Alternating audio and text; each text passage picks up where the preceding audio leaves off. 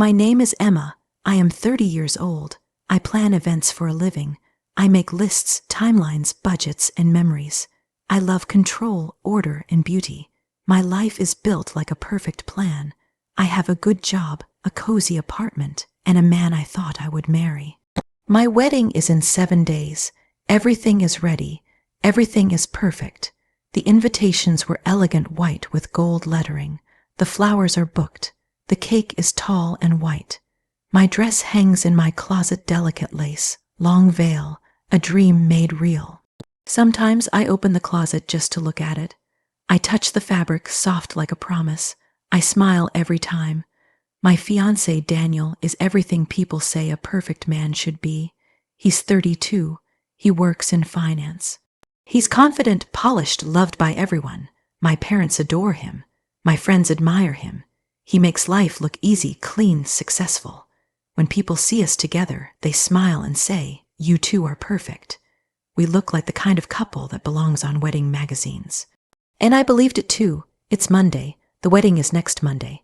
I'm at home, surrounded by wrapped gifts and ribboned boxes. I'm writing a list, names, gifts, thank you notes. My phone buzzes. It's a message from Daniel. I smile and open it. It says, "I'm sorry, I can't do this." That's it. 6 words. The words that shatter a life. I read it again and again. I call him. No answer. I call again. His phone goes off. I send a message. Then another. Then another. "Daniel, please call me." "What do you mean? Are you okay?" Silence. The silence is louder than any sound. I sit there. The gifts around me. The dress in the closet. The life I planned, turning into dust. He's gone. No goodbye. No explanation. Just gone. The next morning, Tuesday, I start making calls, not wedding calls, but cancellation calls. I tell my mother first.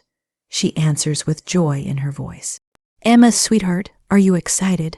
The words stick in my throat. "Mom, the wedding is off." A pause, then soft crying, then questions I can't answer. "What happened? Why? Did you fight?"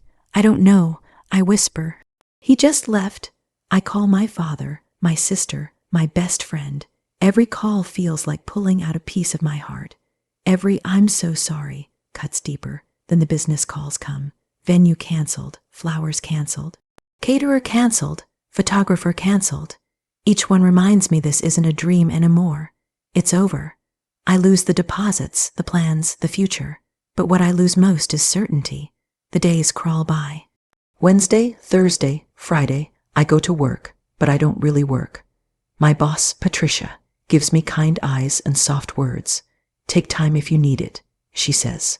But what good is time when you don't know how to fill it? The gifts get returned. The dress goes into a box. I move out of our shared apartment because I can't afford it alone. I find a small place across town, 1 bedroom, tiny kitchen, a balcony barely big enough for 2 chairs. It smells of dust and beginnings. I unpack my things. I leave the box with my wedding dress unopened. I can't touch it. Not yet. Saturday comes, the day before my wedding.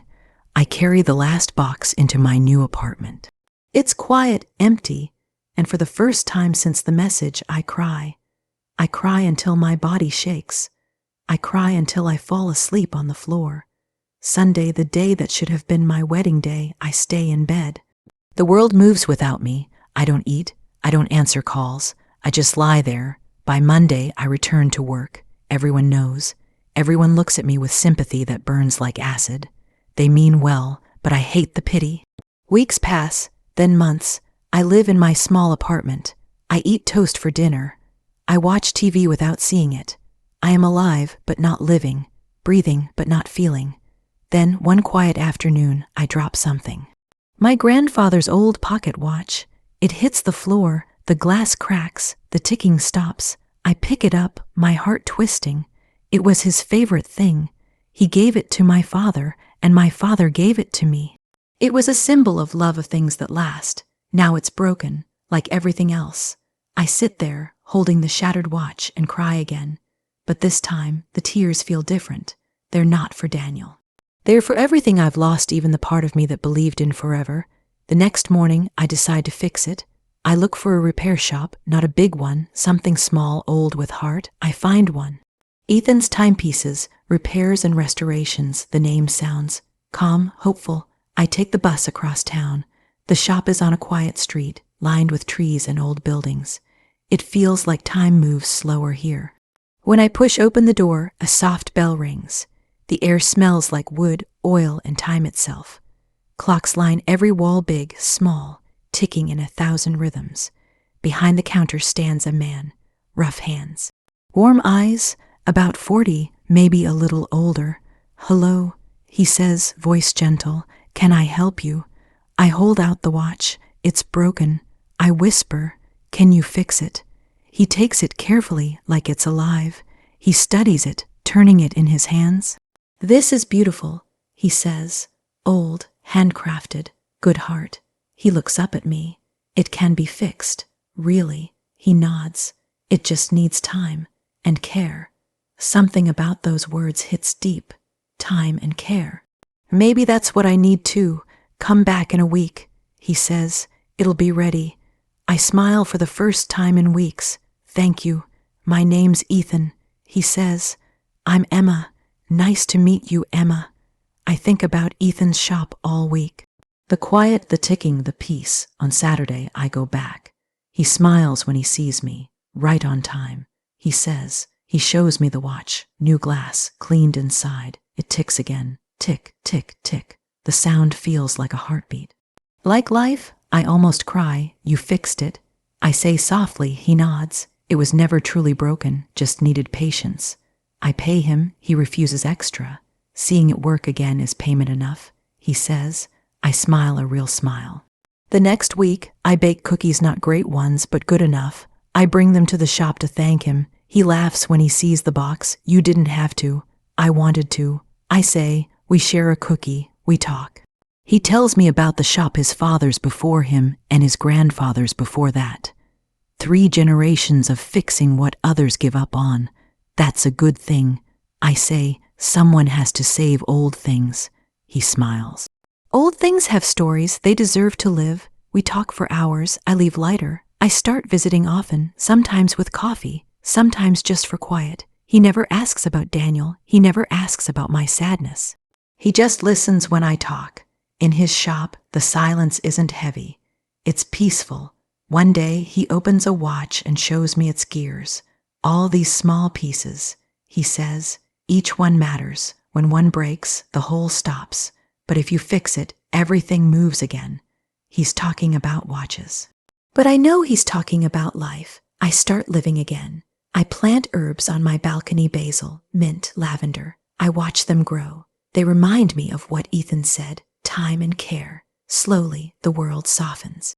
Ethan and I spend more time together, coffee in the park, walks by the river, small moments that mean everything, no plans, no pressure, just being. For the first time, I feel like myself. Months pass. Then one day, someone knocks on my door. I open it. It's Daniel, thinner, tired, nervous, Emma. He says softly, "Can I come in?" My heart races. 6 months since that text. He says he panicked. He says he's been in therapy. He says he still loves me. "I want us back," he says, "the life we planned." I stare at him. I once wanted that life more than anything, but now, I'm not sure. The perfect apartment, the perfect plan, none of it feels real anymore.